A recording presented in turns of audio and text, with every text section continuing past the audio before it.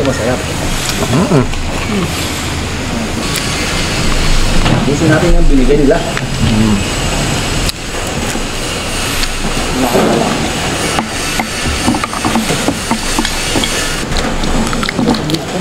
Ito na lang si Joseph, ang driver namin siya, no? Kain. Hindi kami gumawa. 2,000 Kain, Kremon. Kain na po. Kain na tayo, Sir John. Pabasin mo yung anong halabaturihan doon, no? Siya. Kunin mo yung nakaplastic na pera doon sa table ko. Kain na. Ako yan eh. Sarap. Hindi ako nagdalmasal ng kanin. Wow, sarap naman yan. Pata. Kaya lang walang lagayan eh.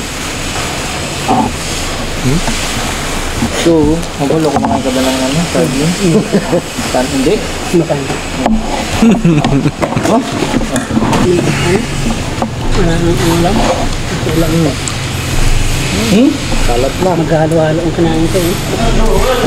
Sa gawal ba? May gawamang ka na? Ngayon din ba? Ikaw pa, Andon. Tama ba? Sir. Sir, pinapagay sir ha? Recommendis ko.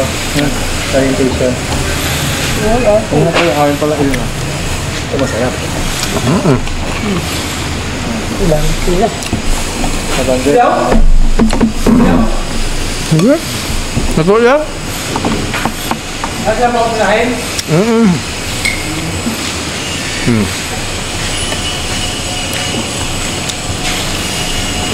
Ilang yun. Kayo? Tama na ito. Ito na po ako.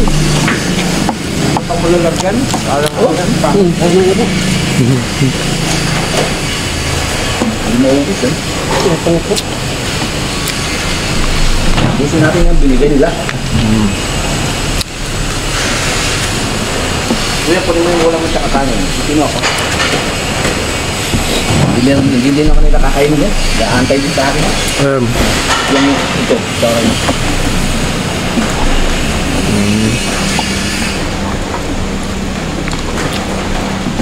Nabong ng talbos ng kamuti namin. Ang ganda yung lupa doon sa inyo eh. Na mataba yung ano, tangkay. Naunahan na ako ng tipaklong.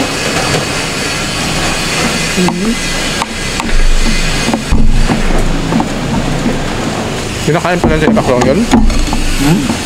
Kinakain ng paklong? Yung mga ano nga yun, sagat-sagat.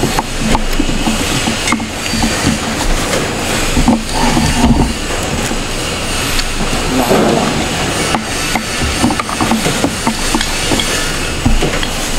Saka mo na.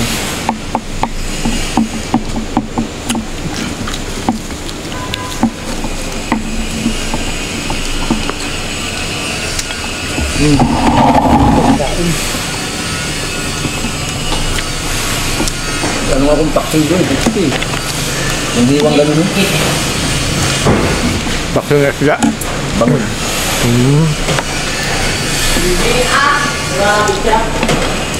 Bakit?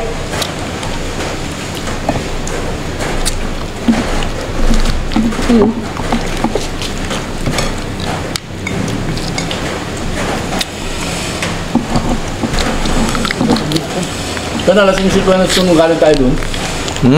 Nalasing.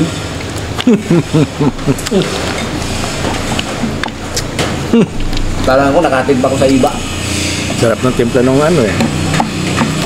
Mahalak eh. Doon siya nadali. Sa sito. Sito ba? Sarap ilumin. Ganado ah. Nung nakita ni Sir si Jim Navarro, huwag mo siya ng ano yan. Anong tawag yun? 4? Alvin, sabi niya. Baka kadya ba ng 4?